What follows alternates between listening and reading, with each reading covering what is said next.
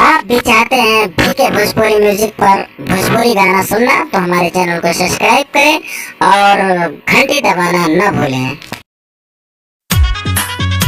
चुनाव का माहौल बड़ा ही रंगीन होता है। अरे चुनाव का माहौल बड़ा ही रंगीन होता है। हर नेता के पास हकीम होता है। नेताजी कैसे जीतेंगे, वोट कैसे खरीदेंगे, इसका उनके पास स्कीम होता है। सुन कल विश्वास होई क्षेत्र को विकास,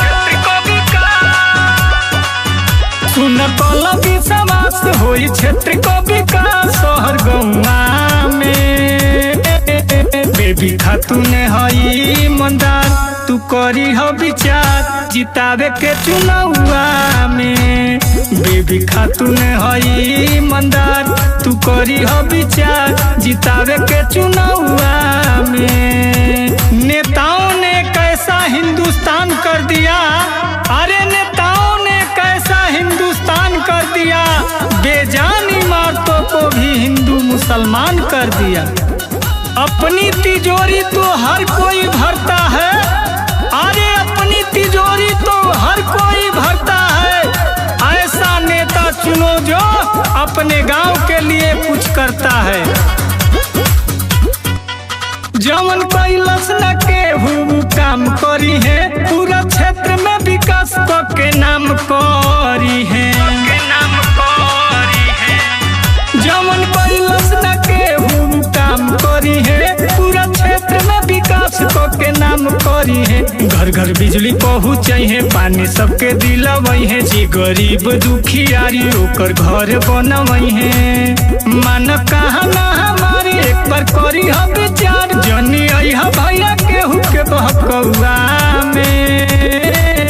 बेबी खातून हई ईमानदार, तू करी हो विचार जितावे के चुनावा में।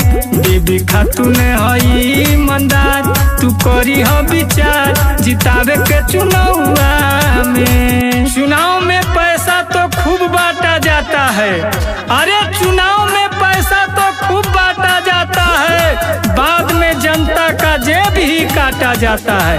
आप भी सुनिए नेताजी क्या क्या कह रहे हैं। अरे आप भी सुनिए नेताजी क्या क्या कह रहे हैं। तरक्की के दौर में दर्द गरीब ही सह रहे हैं।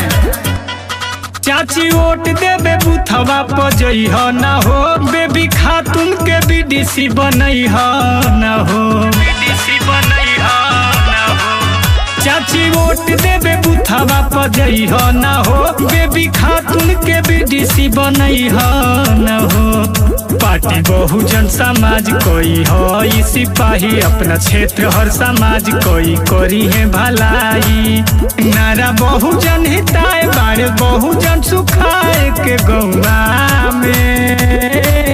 बेबी खातून हई ईमानदार, तू करी हो विचार जितावे के चुनावा में। बेबी खातून हई ईमानदार, तू करी हो विचार जितावे के चुनावा में।